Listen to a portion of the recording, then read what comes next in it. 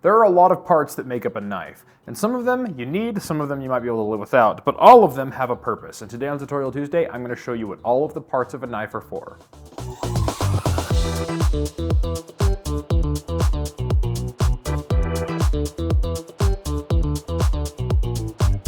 Today on the table, I have the QSP Penguin all taken apart, and we're going to talk about what every single part is for.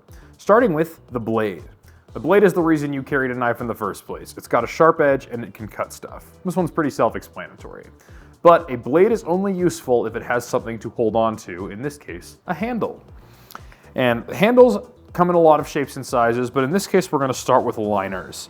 Liners give the knife some rigidity and some strength, and give you something to build the knife around.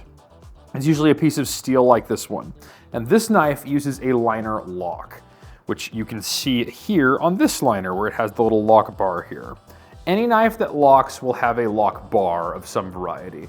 And though they come in a bunch of different shapes and sizes and ways of function, every lock bar serves the same job, and that is to wedge between the blade and something else to make it so the blade can't fold unless you allow it to.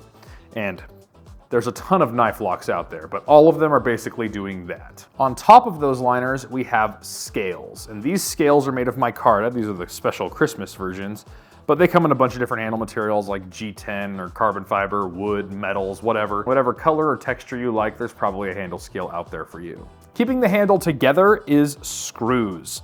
And screws are usually very small because the knife doesn't have a lot of depth to work with. So you end up with a small screw so that it doesn't affect the grip of the knife, but it still keeps the knife together.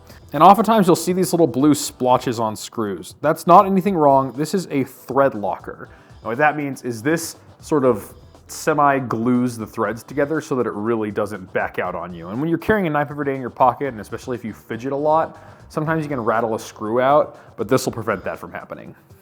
The biggest screw on the knife is the pivot screw, and what its job is to hold the blade into the handle with this big old bolt thing that goes through the blade and through the handle, and you screw it all together and it holds the knife in place. But once your blade is together, you might find that metal on metal isn't always the smoothest of opening things. So oftentimes, built into the sandwich, you will have these washers. And what they do is they just reduce the friction between the blade and the handle and allow it to smoothly open and close.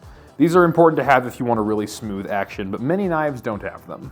Once the blade is in place, you'll notice that the handle is kind of floating in space, and there's a solution to that, and it is spacers. Spacers are these little barrel-looking things, or sometimes it's a big piece. And what it does is it spaces the knife out in the back. It allows it all to bolt together. But now, you'll notice that if you open the knife, it can just travel all the way in a circle around that pivot. Why is that? Because there's nothing there to stop it. And that's what a stop pin does.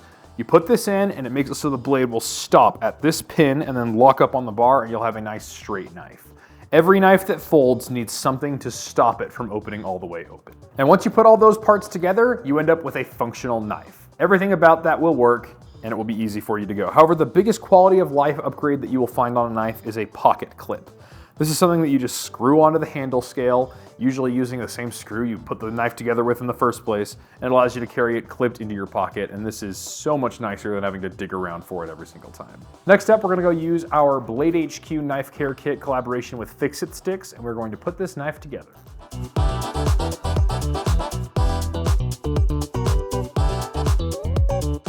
And just like that, you have your knife put all back together and every single part is working in perfect harmony.